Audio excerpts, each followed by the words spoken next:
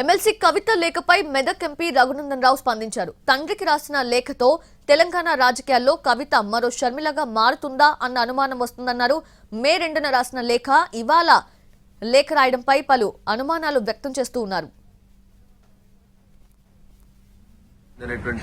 అనుమానం తెలంగాణ సమాజం నుంచి వస్తుంది.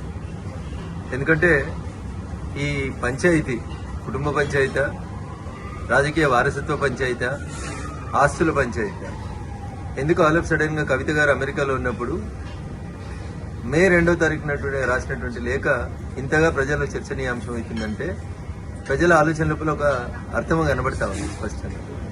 టీఆర్ఎస్ పార్టీ చేసినటువంటి ప్లీనరీలో తన రాజకీయ వారసులు కేటీఆర్ అని కేసీఆర్ చెప్పకనే చెప్పిన సందర్భంలో కవిత కాంగ్రెస్ ఫోల్డ్లోకి ఏమన్నా వెళ్ళినటువంటి అవకాశం కనబడుతుందా? రాష్ట్ర ముఖ్యమంత్రి గారితో లేదా రాష్ట్ర ముఖ్యమంత్రి గారే కావాలని కవితతోటి ఉత్తరాలు రాయించినారు.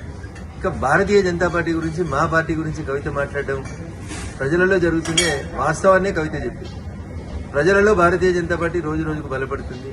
వచ్చే ఎన్నికల తర్వాత భారతీయ జనతా పార్టీ రాష్ట్రంలో అధికారంలోకి రాబోతుంది. కవిత మరో షర్మిల కాబోతుందని ఎమ్మెల్సీ కల్వకుంట్ల కవిత లేవనెత్తిన ప్రశ్నలకు బీఆర్ఎస్ అధినేత కేసీఆర్ సమాధానం చెప్పాల్సిందే అన్నారు మంత్రి పొన్నం ప్రభాకర్. బీఆర్ఎస్ లో సామాన్య కార్యకర్తల్ని పట్టించుకునే నాదుడే లేదన్నారు. కవిత ప్రశ్నలకి కేటీఆర్ లేదా హరీష్ రావు అయితే బదులివ్వాలి అన్నారు పొన్నం.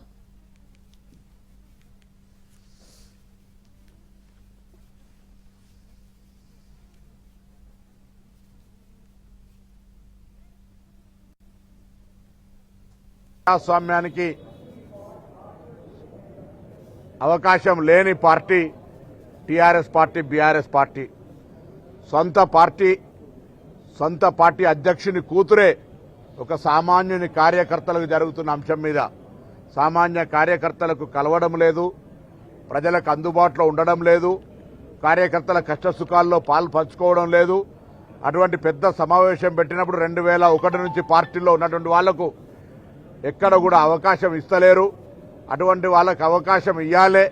మరి మీటింగ్లలో మాట్లాడకపోతే వారికి సంబంధించినటువంటి ఏ విధంగా ఉంటుంది అనేటువంటి అంశాలను లేవనెత్తిన అంశాలకు కార్యనిర్వాహక అధ్యక్షుడు కానీ లేదా పార్టీకి సంబంధించిన ట్రబుల్ షూటర్గా చెప్తున్న హరీష్ రావు గారు కానీ లేదా స్వయంగా మరి కేసీఆర్ గారైనా జవాబు చెప్పాల్సిన అవసరం ఉంది. ఇవాళ ఎమ్మెల్సీ కవిత లేఖపై బీజేపీ పార్లమెంటు సభ్యులు డీకే అరుణ స్పందించారు. కూతురు తన తండ్రికి లేఖ రాయాల్సిన అవసరం ఏమొచ్చిందని ప్రశ్నించారు. కేసీఆర్ ని కలిసే సిచ్యువేషన్ కూడా కవితకు లేదా అనే సందేహం వ్యక్తం చేశారు.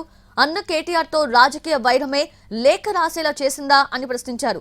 ఇంతకీ ఆ లేఖను కవితే రాశారా లేక రాజకీయ ఎత్తుగడా అని ప్రశ్నించారు అరుణ. లేఖ రాయాల్సిన అవసరం ఏమొచ్చింది? ఈ లేఖ రాయడంలో ఉద్దేశం ఏంది? దీని వెనక ఎవరు ఉన్నారు? కాంగ్రెస్ పార్టీయే లేఖ రాయించుండొచ్చు. ఆ లేఖను చూస్తే కాంగ్రెస్ పార్టీలో రాయించినట్టుగా కొంచెం అనుమానం వస్తుంది పెద్ద ఎత్తున. ఎందుకంటే Bharatiya Janata party, BRS party ఏదో కలిసిపోతున్న అపోహన, అనుమానాన్ని మళ్ళీసారి సృష్టించే ప్రయత్నం ఆ లేఖలో చాలా స్పష్టంగా కనిపిస్తుంది. కాబట్టి దాని వెనక కాంగ్రెస్ పార్టీనే 100% ఉంటదనేటటువంటి దాంట్లో ఎలాంటి అనుమానం అయితే లేదు.